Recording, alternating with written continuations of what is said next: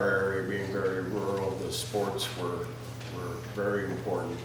And a family that had 4 sons would have been very active in those sports. I think Goody played with the Hughes boys on basketball teams, and probably Audrey and maybe Alicia were part of the cheerleading squad, and their favorite cheer, of course, was Hughes, Hughes, if he can't do it, Hughes can. And then they would repeat it again because there were 3 Hughes boys playing, all 4 on the same team. But they would go through that chorus several times. Paula Goodrich and Ashley will give us some reflections and memories. I'm not sure which one is first. I think we're going to date in birth order. Okay. You're up, Paul.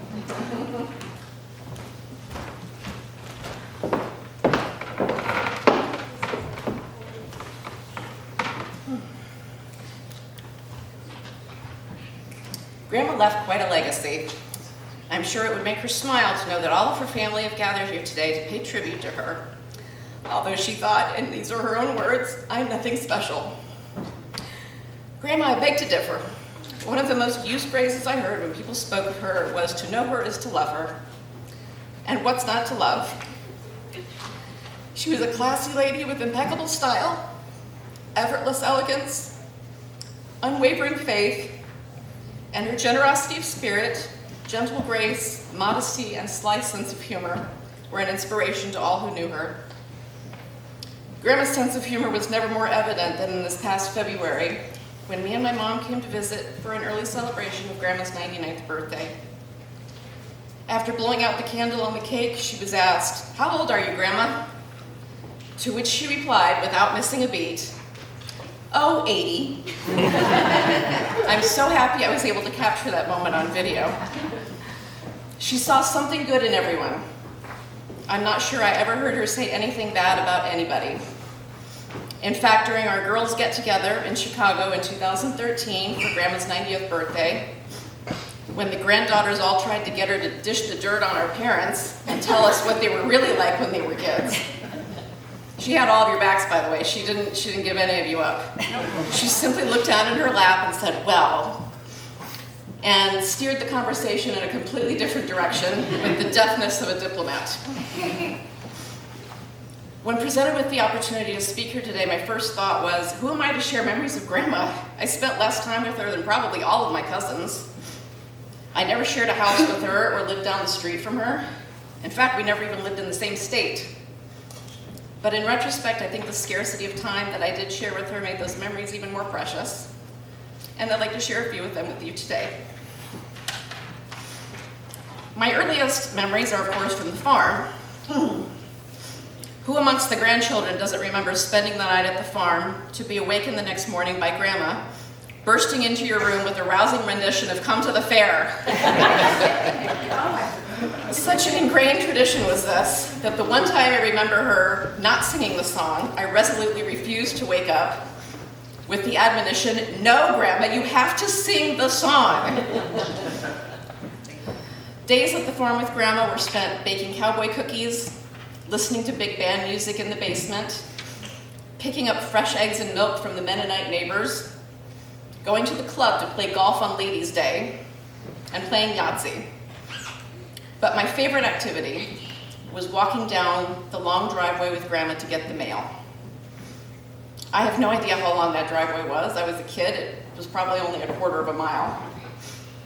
But as a child, that driveway seemed like it was 5 miles long, and it seemed like our walks took forever. But I didn't mind. Grandma and I used the opportunity to just chat. We'd talk about school, about boys, about what books I was reading. She would proceed to teach me about the migration patterns of monarch butterflies, and she would point out all the plants and wildflowers by name. And if the wind was blowing just right, there would surely be some commentary on the neighbor's pig farm. Thanksgiving was always a beloved holiday of Grandma's. When I was a child, all the family would gather at the farm for Thanksgiving, followed by a talent show when we were younger, and later by playing cards. As the years passed, and grandchildren went off to college, got married, and had their own families, our whole family gatherings became less frequent, and I tended to opt for the more intimate family gatherings, as opposed to the hubbub of holiday travel. I particularly enjoyed a visit I made in 2006, during which Stacy, Kim, Grandma, and I went to the Chihuly glass exhibit at the St. Louis Botanical Gardens. As Grandma and I walked the winding paths, I was reminded of our walks down the farm driveway as a child. We chatted, and as when I was a child, she knew most of the flowers by name. Whenever we came across the rare one that she didn't know, we would carefully read the sign, and she'd say, "Well, isn't that interesting?" In 2013, we had our girls' gathering in Chicago to celebrate Grandma's 90th birthday.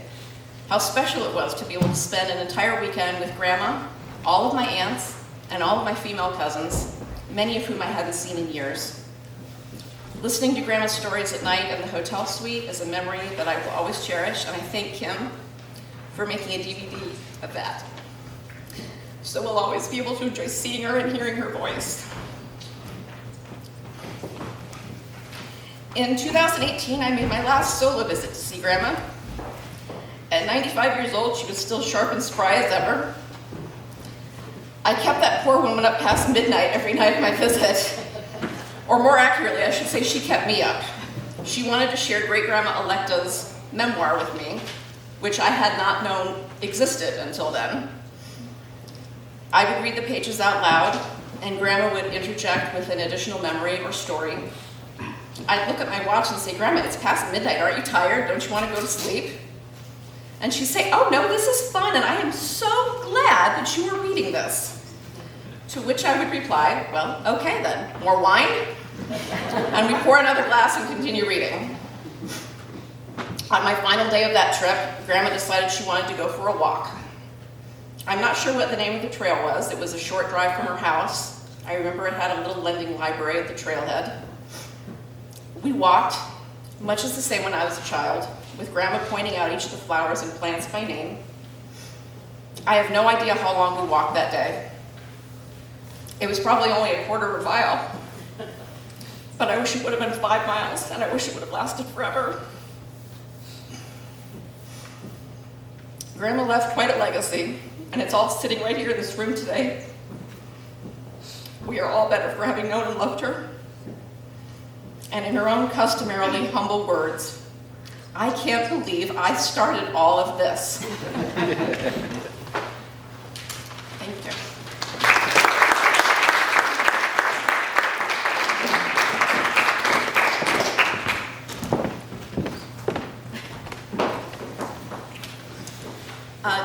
Off like a herd of turtles in a rainstorm.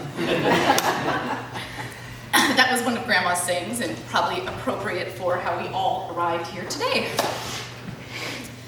I'm hiding, and no one knows where, for all they can see are my toes and my hair. These lines bring many of us back to our earliest memories of Grandma, poems and stories found only in the much-loved book, The Story Hour, and the book itself only found at Grandma Audrey's bookshelf.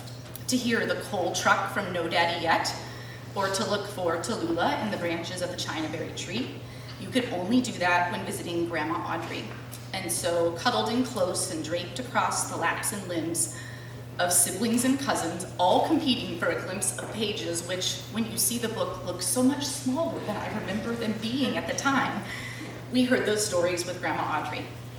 And those memories, like Paula shared from the farm, the sounds of Grandma humming and singing while she worked in the kitchen, an apron neatly tied around her narrow waist and her long tan legs, and the smell of wild garlic from the garden patch, and Grandma making now famous dishes, but also teaching us how to make a guest feel welcome and a dinner special.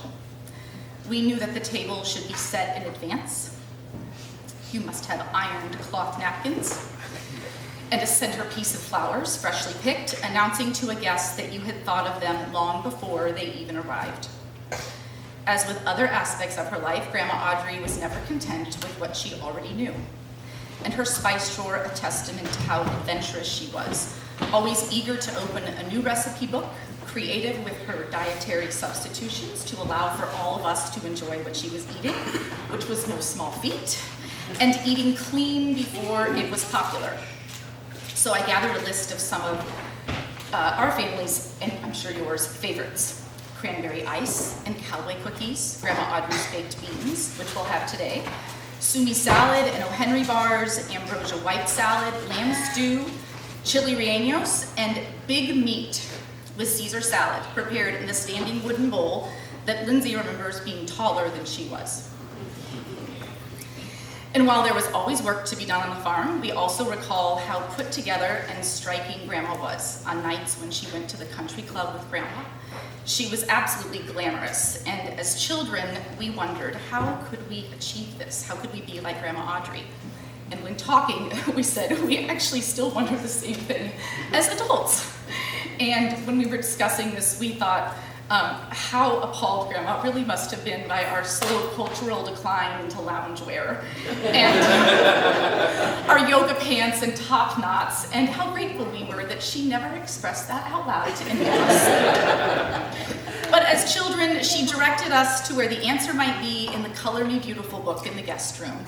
A devotee of the Color Me Beautiful book herself, we would take the quiz again and again to see if we changed from a summer to an autumn since our last visit to the farm, and to make sure, as Grandma said, that the colors of what we were wearing worked. But with Grandma Audrey, there was never a little black dress and nothing ever Grandma about the way that she presented herself. And into her 90s, she was frequently still the best dressed person at the party. Her cobalt blue tunic, or the bold black and white lion necklace against her red turtleneck, or the green and white silk dress that she wore with the matching top coat. She was vibrant and bold and brave. And for temporary boyfriends and fiancés that turned into husbands, meeting Grandma Audrey was our litmus test of their ability to assimilate with the Goodrich girls. Golf and whiskey were the themes of their memories.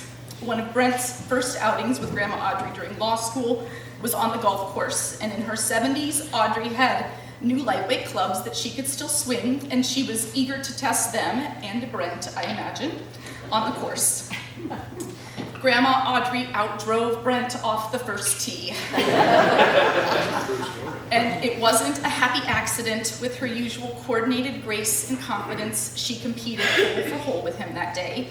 And that night, when she ordered a Manhattan to drink, Brent was thoroughly impressed, and his face clearly said, "I might be engaged to the wrong Goodrich girl." We remember all the jubilant family gatherings and milestone celebrations, graduations and anniversaries. Grandma there, always game for anything.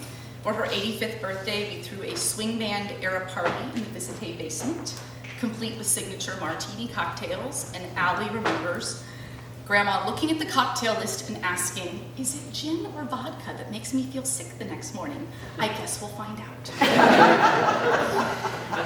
But even more than special occasions, all the memories shared with me were in the simple and everyday. Grateful that we had her for Tuesday night dinners and spontaneous walks on the Audubon Trail or the Katy Trail. Always amazed by her desire to be active, and when talking with her great-grandchildren, everyone remembers playing Kings in the Corner or Up and Down the River with Grandma Audrey, and specifically, they all remember being beat by Grandma Audrey, even in that last year. Their memories are of her thoughtfulness, bringing her a cold glass of lemonade after they mowed her lawn, or conversations at the dinner table after all the dishes were cleared away, her genuine interest in them, how much she enjoyed talking about every part of the golf match from that weekend. And we had more of those simple moments with Grandma Audrey in her last days. Emmett was with her and read from the Chinaberry Tree again, connecting us back to 50 years of memories. There was Tallulah in the Chinaberry Tree, but how was she to get down? I ought to be scared, she thought to herself, but it was fun to be there, high and hidden and secret.